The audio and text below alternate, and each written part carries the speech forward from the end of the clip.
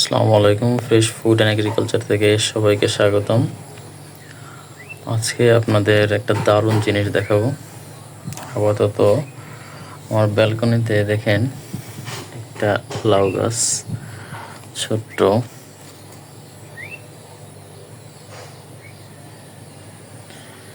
একেবারে পুরো কীটনাশক মুক্ত।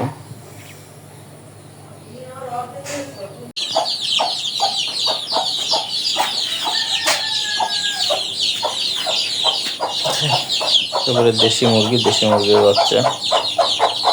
তো চলেন কাঙ্ক্ষিত জিনিসটা দেখে আসি আমরা।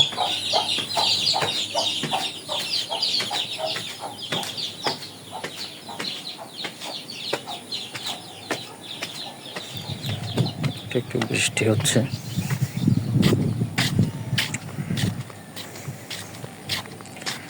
এই হচ্ছে সেই লাউ গাছ। এর থেকে আরো বড় একটা লাউ গাছ আছে, সেটাও দেখাবো। একেবারে কীটনাশক মুক্ত। এই যে লাউ ধরছে ছাদে, একটা, দুইটা, তিনটা, এই যে একটা, চারটা। এটা বলা যাচ্ছে না পরাগায়ন হচ্ছে কি হচ্ছে না।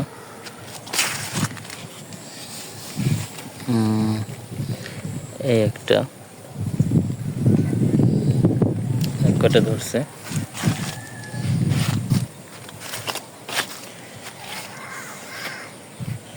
এই দুই রডের মাথায় একটা রশি বেঁধে দিয়েছি, যার কারণে এটা একটা স্পেস পায়। থাম্বনেলে যে লাউ গাছটা দেখছেন, সেটা দেখানোর আগে একটু বেগুন গাছ আর শসা গাছ দেখে আসি। ওর সাথে সজনা গাছও আছে। বেগুন গাছ কেবল হচ্ছে রোপণ করা হয়েছে, আর এখানে হচ্ছে আপনার টগর দেওয়া হয়েছে। হচ্ছে বেগুন গাছ, সাথে পুঁই শাক, আর এই হচ্ছে সজনা গাছ। সজনা হবে, এই হচ্ছে বেগুন। আগে একটা ভিডিওতে দেখাইছিলাম, এই যে এই বেগুন ধরছে দেখেন। আমরা বেগুনে পলিথিন দিয়ে দিছি, যার কারণে মাছি পোকা এসে এটা যেন ডিম না পাড়তে পারে, বংশ বিস্তার না করতে পারে। আর যদি পলিথিন না দেওয়া হতো তাহলে কীটনাশক দেওয়া হতো, যেটা মানব শরীরের জন্য অত্যন্ত ক্ষতিকর। কীটনাশক দেব না, এই জন্য হচ্ছে এই অবস্থা। অনেক পলিথিন ছিল, এই দেখেন পলিথিন দেওয়া আছে, আর ছোট ছোট ধরছে অনেক। তো পলিথিন দেওয়া হচ্ছে খুব কষ্টকর, কারণ প্রচুর পরিমাণে বেগুন ধরলে, আর যদি 10টা গাছ থাকে, 10টা গাছে যদি আপনার প্রত্যেকটা 10টা করে বেগুন ধরে, 100 পলিথিন দিতে হয়। সেক্ষেত্রেও পরোক্ষভাবে অর্থাৎ পলিথিনের ব্যবহার হচ্ছে।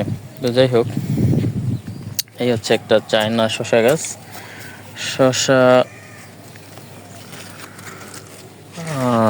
ছোট ছোট আসছে, এই যে একটা ধরছে, এই দেখেন।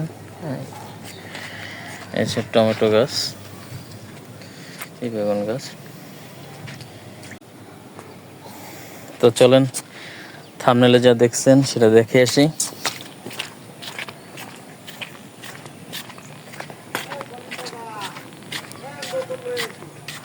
দেখেন,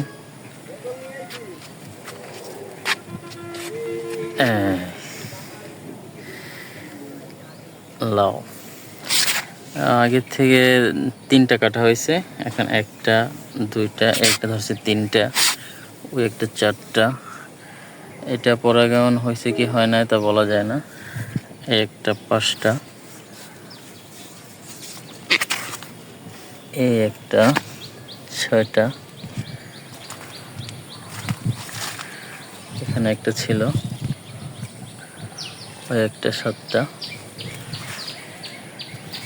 তো এই সবাই অল্প পরিসরে হলেও, ছাদ বাগানে হলেও কিছু চাষ করুন এবং কীটনাশক মুক্ত শাকসবজি খান।